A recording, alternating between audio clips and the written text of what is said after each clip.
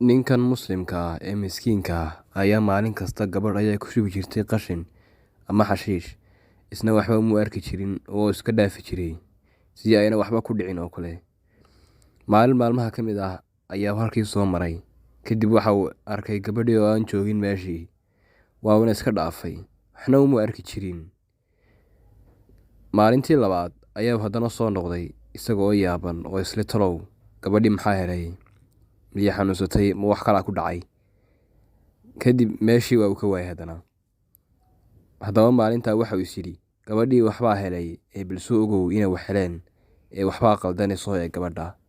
Kadib gabadhii ayaa u daydeeyey, gurigii ayaa ka daydeeyey, meel kasta waa uu ka eegay.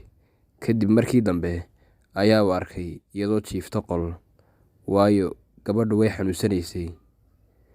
Aad ayaa u naxay, kadib waa uu soo galay, aadna waa uga naxay xanuunka ay gabadhaas xanuunsanaysay.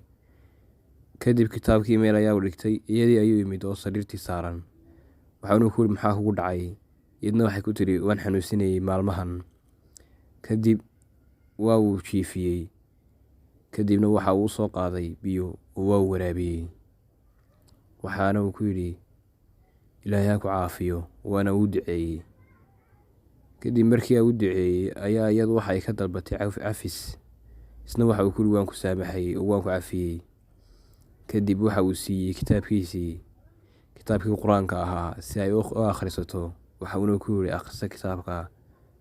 Iyadna waxay ka qoomamaysay ficiladii ay ku samayn jirtay ee qashinka ay ku daadin jirtay ama ay dhibi jirtay ninka miskiinka ah.